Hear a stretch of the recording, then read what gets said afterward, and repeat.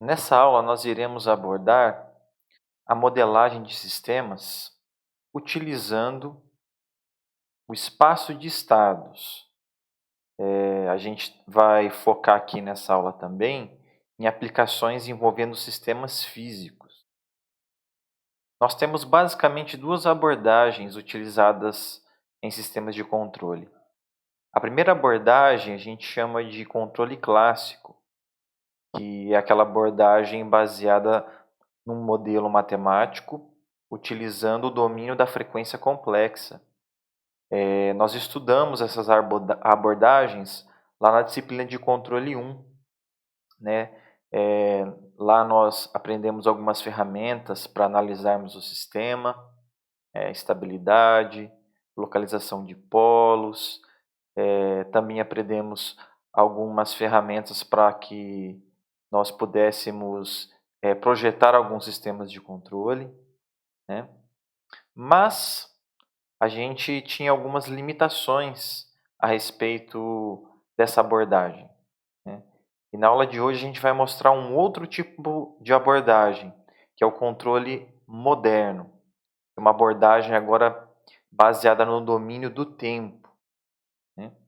Então, assim, eu coloquei aqui algumas vantagens, né, da utilização desse novo modelo que eu vou apresentar para vocês hoje, tá?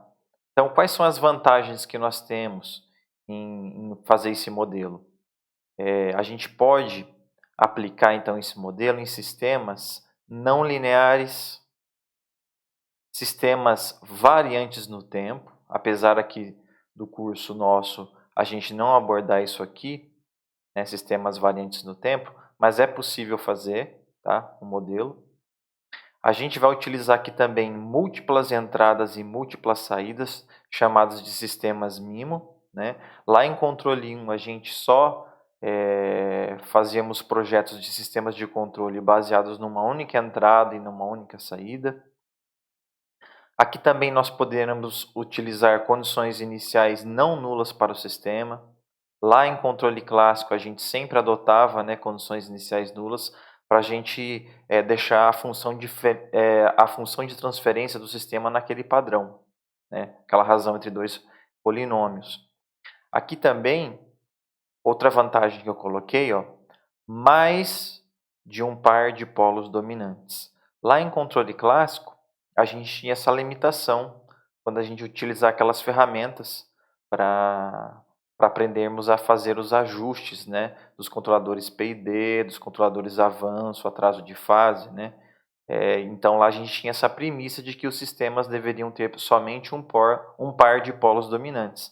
Aqui, nesse caso, a gente não necessita de ter somente um par de polos dominantes, tá? Então, essa modelagem baseada em espaço de estados, ela é muito mais poderosa, né, do que a do controle clássico, tá? Outra vantagem que eu coloquei aqui, ó, ela é apropriada para representar sistemas que contêm um computador digital, tá? Ou seja, o computador digital, ele trabalha, né, com processamento, ele vai ser um sistema amostrado, né, um sistema que não é mais contínuo, né, um sistema descontínuo, porém, sempre a abordagem do computador é uma abordagem no domínio do tempo. Então, esse modelo aqui, em espaço de estados, ele se torna adequado para poder estar modelando esse tipo de sistema, sistemas digitais, né? Existe até um modelo que a gente também que também existe, né, que é o controle discreto baseado nesse modelo aqui em espaço de estados, só que ele não vai ser o foco também desse nosso curso, tá? Mas também existe essa abordagem. Outra vantagem que eu vejo é uma grande quantidade de programas e pacotes disponíveis, né? Inclusive podendo rodar em qualquer computador aí pessoal, né? Ou seja, você não necessita um grande processamento para estar utilizando esses pacotes, fazendo esses modelos. Claro que isso depende muito da ordem, né, e da dificuldade, do tamanho da complexidade do seu modelo, tá? Outra coisa também, né, como que a gente pode então obter essa resposta? Já que esse é um sistema que é no domínio do tempo, Lá em controle clássico, a gente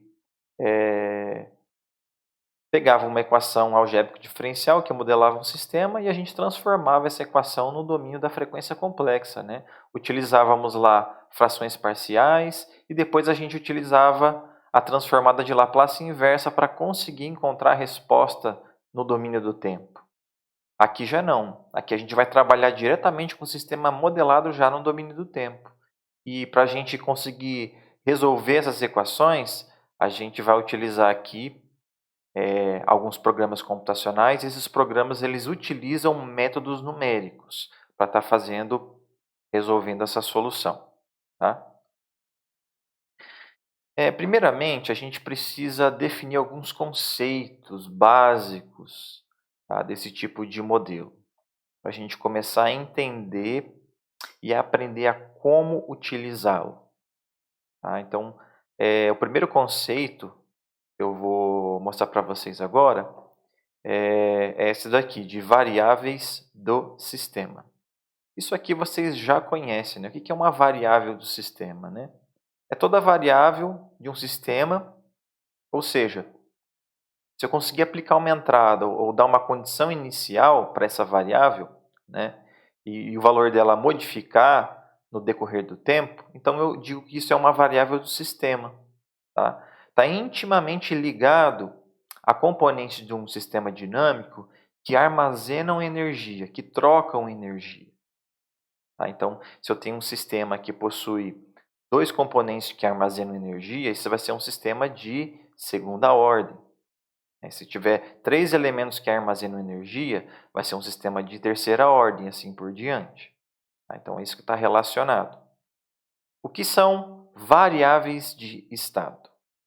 Então, variáveis de estado tem a ver com as variáveis do meu sistema. Porém, ele é o menor conjunto de variáveis linearmente independentes, tá, do sistema, que com o conhecimento, né, do estado dessa variável por um determinado tempo, né, pode ser que igual ou maior que zero, e se eu conhecer também o valor da minha entrada por um tempo maior ou igual a zero, com essas informações, elas serão suficientes para que eu possa determinar a solução completa desse sistema para todos os estados, para todas as variáveis.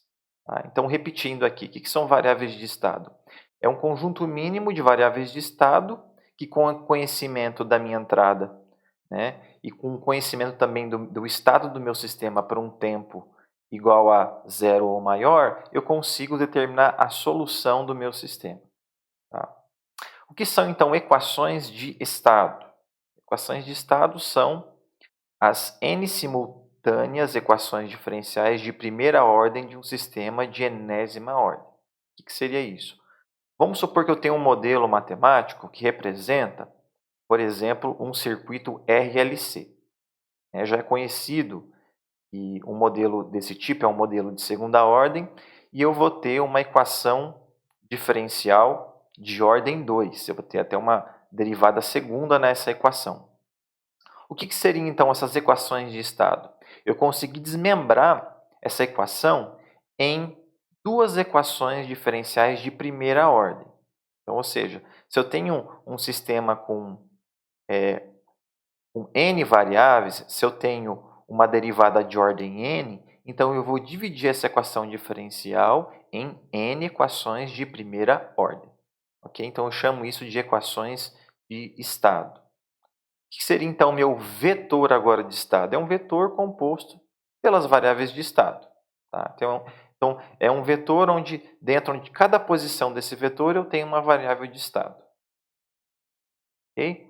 O que seria, então, o espaço de estados? É o espaço n-dimensional composto também pelas minhas variáveis de estado. Se eu tenho, né, um sistema de terceira ordem, eu vou ter um espaço aqui formado, né, por essas três variáveis de estado, e esse espaço tem ordem, nesse caso, 3. O que seriam, então, as minhas equações de saída, né? Então, a minha equação de saída ela é formada pela combinação linear das minhas variáveis de estado e das minhas entradas. Então, olha só, eu posso deixar como a saída do meu sistema, né, normalmente é uma variável que eu consigo medir, né, através de um sensor. É uma variável, às vezes, que eu quero controlar, que eu quero manipular, que eu quero observar, né? Eu posso escolher qual é essa saída. E eu posso também utilizar combinações lineares de variáveis de estado, tá? E além do mais, além de fazer a combinação com essas variáveis de estado, eu também posso usar uma combinação com as minhas entradas, tá? Então eu formo então uma equação de saída, ou as minhas equações de saída. O que seria então uma representação do espaço de estados? Então, é uma representação viável do sistema baseado nas equações de estado e de saída, né? Então, assim, eu posso ter várias representações para um único sistema, tá? A gente vai fazer um exemplo aqui também na aula de hoje, onde a gente vai ter um sistema dinâmico aqui, a gente vai ter uma determinada representação para ele, escolhendo duas variáveis de estado, tá? Vai ser um sistema de segunda ordem, ele vai ser de ordem 2. Se eu escolher variáveis de estado diferentes, eu também consigo uma outra representação matemática para esse mesmo sistema. Porém, ele sempre vai ter o mesmo número de variáveis de estado, nesse caso é 2. Tá? Então, essas são as definições e os conceitos iniciais para a gente começar a entrar aqui de cabeça nos modelos matemáticos utilizando espaço de estados. Tá? Então, eu trouxe um exemplo para vocês aqui, que é um exemplo de um circuito RLC. Tá? Então, olha só, para esse sistema, existem várias variáveis para ele, né? Então, como a gente pode observar aqui, eu posso ter, por exemplo, eu posso ter a corrente elétrica nesse circuito, é uma variável, a tensão nesse resistor é uma variável, a tensão nesse indutor também pode ser uma variável, a tensão nesse capacitor também pode ser uma variável para esse sistema. Tá? Então, das variáveis que nós temos aqui, ó, eu vou escolher duas, né, para serem as minhas variáveis de estado. Eu vou escolher a carga, né, e vou escolher também a minha corrente elétrica nesse circuito. Ok? Neste exemplo aqui. Então, olha só, eu posso utilizar as leis físicas dos componentes, que já são muito bem conhecidas por vocês, né? A gente pode aplicar aqui a lei de Kirchhoff das tensões, e a gente pode levantar então a função que modela esse sistema. Tá? Se eu utilizar uma simples substituição no lugar da corrente elétrica aqui, né, é igual a derivada da carga no tempo, e fazer essa substituição aqui nessa integral, e nas outras variáveis também, eu posso ter uma outra equação algébrico diferencial aqui que modela esse sistema, mas agora baseado na minha carga, né? Então, tenho derivada segunda, derivada primeira aqui, e a própria carga aqui, ok? Lembrando que esse VT aqui é a minha tensão da minha fonte aqui desse meu circuito. Tá? Então, eu tenho aqui uma equação de segundo grau, né? Conforme eu já mencionei, nós temos dois componentes que armazenam energia, né? Que trocam energia entre si. Então, nós temos um sistema aqui de segunda ordem. Então, qual que é o próximo passo que a gente tem que fazer? A gente tem que transformar esse sistema de segunda ordem em um sistema que eu tenha equações de primeira ordem. Nesse caso aqui, quero transformar essa equação de segunda ordem em duas equações de primeira ordem. Tá?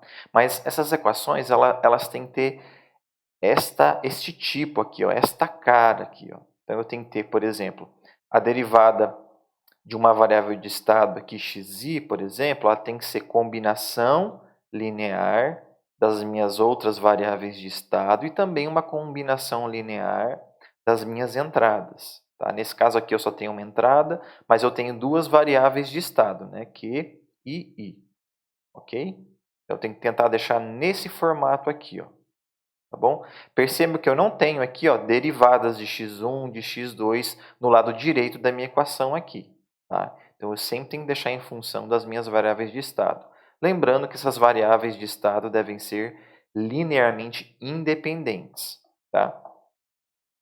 Então, olha só. Eu posso, então, transformar essa equação diferencial nessa equação aqui. Ó. Tá? Então, eu posso simplesmente definir que a minha corrente é a derivada da minha carga, né? É uma equação, e eu posso pegar essa expressão aqui, ó, né?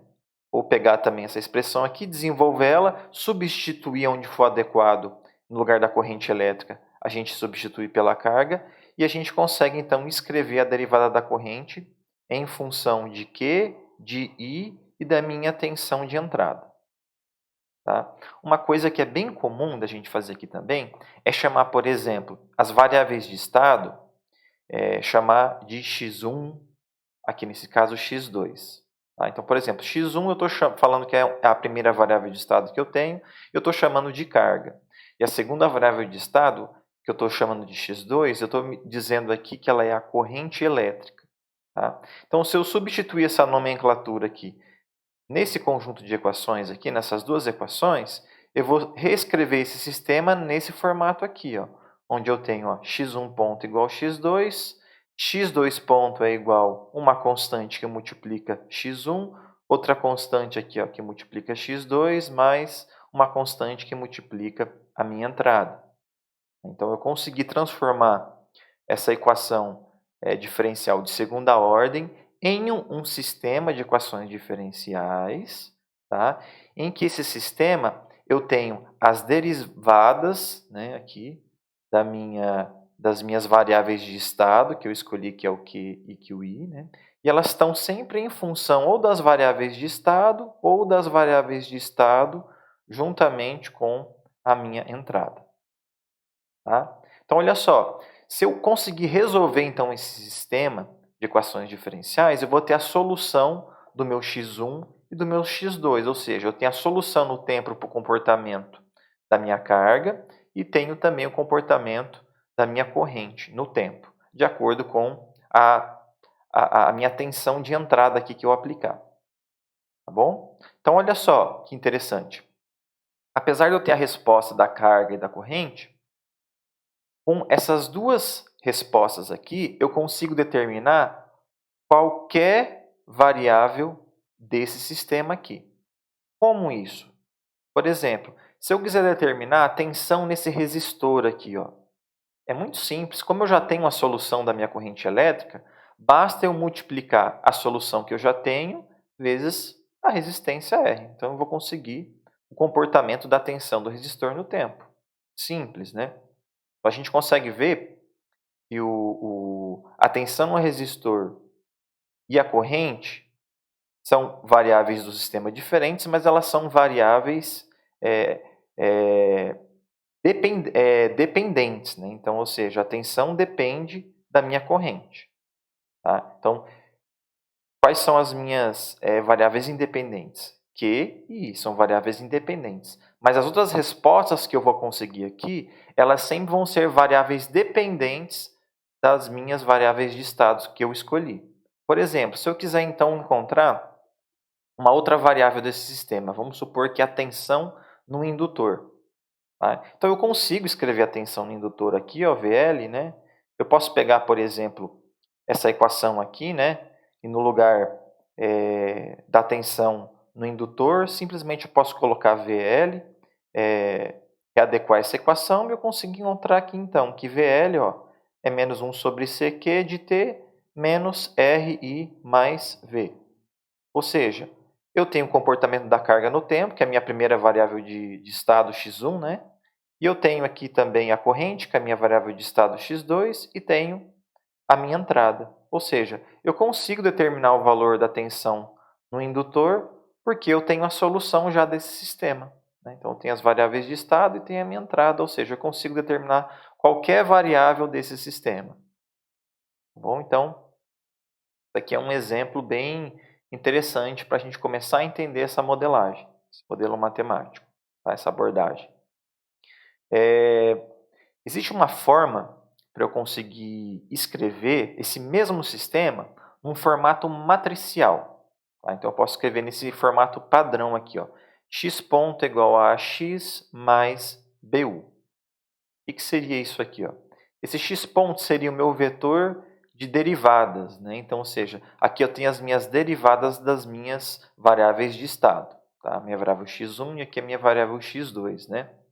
A são os elementos da minha matriz, ó, 0, 1, menos 1, LC, menos RL. Da onde que foi tirado isso daqui, ó? Foi tirado da minha equação aqui, ó, tá vendo as constantes aqui, né? Então, eu simplesmente estou reescrevendo esse sistema aqui num formato matricial. Se eu multiplicar aqui linha por coluna dessa matriz desse vetor e multiplicar aqui linha por coluna, né, nesse caso vai ser esse vetor e u também vai ser um escalar, né, eu vou conseguir voltar esse sistema para esse formato. Então, simplesmente, se eu pegar esse formato aqui e readequar ele num formato matricial, eu vou ter, então, o meu sistema modelado no espaço de estados. Tá? Então, assim, minha matriz A está aqui, vou ter minha matriz B, vou ter o meu vetor U aqui, tá? Que é a minha entrada, que é a minha fonte de tensão. Eu tenho o meu vetor de variáveis de estado aqui, x. Ok? Eu tenho uma outra equação, que é a equação de saída. Tá? Nesse caso aqui, ó, a gente pode escrever um formato geral, y é igual a cx mais du, onde c e d podem ser matrizes. Tá? Nesse caso aqui, c vai ser um vetor e d vai ser um escalar. Tá? Vamos supor que eu queira escrever a minha saída como sendo a tensão no indutor. Tá? Então, olha só, se a tensão for no indutor, eu vou ter que escrever minha saída com essa equação aqui. Ó. Ela vai estar em função da minha variável x1, vai estar em função da minha variável x2 e vai estar em função da minha entrada. Então, vamos observar aqui. Ó. O que vai aparecer aqui, ó, nesse vetor x, nesse vetor c aqui? Ó? As constantes que multiplicam as minhas variáveis de estado. Ó. Então, sempre linha, né? Esse elemento vezes esse elemento, mais esse elemento vezes esse elemento, certo? Vai formar essa primeira parte aqui da minha resposta. Mais D vezes U. D é 1 e U é a minha tensão, né? Minha fonte de tensão do circuito. Então, eu consigo escrever também a minha saída, né? Que é a minha tensão no indutor, num formato matricial. E num formato que esteja em função das minhas variáveis de estado e também em função das minhas entradas.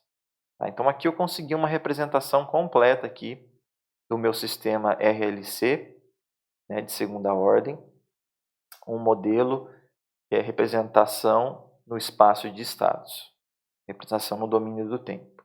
Tá?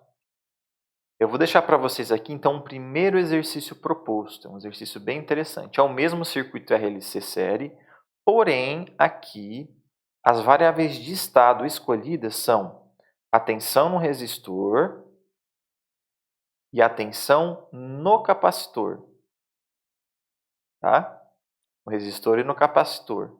Então, considere esse circuito aqui, vocês vão desenvolver aqui, encontrar as equações de espaço de estados, né? E também a equação da saída aqui, ó, sendo a tensão no resistor, eu coloquei para vocês, utilizando o mesmo método que a gente resolveu aqui com as outras variáveis de estado. Então, vocês vão encontrar uma outra representação para esse mesmo sistema. Olha só que interessante. Então, se eu modificar as variáveis de estado do meu sistema, né, lembrando que elas sempre têm que ser linearmente independentes, né, eu consigo uma representação diferente, né, para esse mesmo sistema. Ok? Então, isso aqui vai ficar como tarefa para vocês fazerem e postarem lá no Moodle. Então, olha só, a gente consegue, então, fazer uma representação geral para esse formato no espaço de estados. Então, eu consigo transformar o meu sistema num formato matricial e se o meu sistema for aqui, nesse caso, sempre vai ser em controle aqui para nós linear, nem invariante no tempo, eu consigo representar nesse formato aqui, ó. Então, x ponto igual a x mais bu, y é igual a cx mais du. Aqui, ó, essa expressão aqui, ela vai ser uma função, né, de ordem n, e ela vai ser sempre em função das minhas variáveis de estado e das minhas entradas. Ó. Então, sempre em função das variáveis de estado e das minhas entradas. Aqui também, ó, vai ser uma função g, né, na equação de saída, de ordem p, onde p é o meu número de saídas. vai ser sempre em função das minhas variáveis de estados e da minha entrada. Então lá, variável de estado e da minha entrada.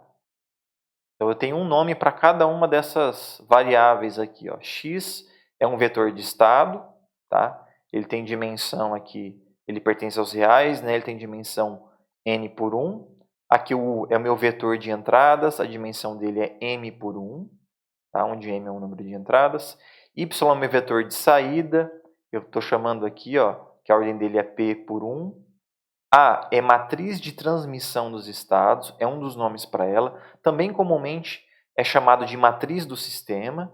Tá? Então a dimensão dela lá sempre vai ser quadrada e vai ser n por n, né? Onde n é o número de variáveis de estado. B a gente chama de matriz de entrada. Tá? Então a dimensão dela é n por m. A gente tem uma matriz C, que ela é chamada de matriz de saída, ou matriz dos sensores, né? E normalmente a saída é o que a gente quer medir, né, fisicamente. Então, vai ser uma matriz de ordem P por N. E D, por último, é a minha matriz de alimentação direta, tá? De ordem P por M. Okay? Então, eu tenho a representação geral aqui no formato de espaço de estados para sistemas com várias entradas, várias saídas, tá? E com ordem N aí. Uma outra representação que a gente pode utilizar dessas equações é num formato de diagrama de blocos. Olha que interessante. Então, se a gente escrever aqui essas equações, aqui, a equação da saída, escrever a equação de x ponto, né, a gente vai conseguir obter exatamente essas duas equações aqui. Então, eu consigo representar nesse formato. Por que ele é interessante? Né? Porque a gente pode, por exemplo, utilizar um programa computacional, como o Xcos, a ferramenta Xcos do Scilab, ou o Simulink do MATLAB, e a gente consegue inserir esses bloquinhos e definir as matrizes aqui. Ó. Então, aqui eu consigo colocar um símbolo de uma integral, aqui, né, se ele está integrando, né, a variável, aqui antes ela é uma derivada, depois ela fica a variável sem a derivada. Consigo realimentar isso aqui, ó, uma matriz A, né, eu consigo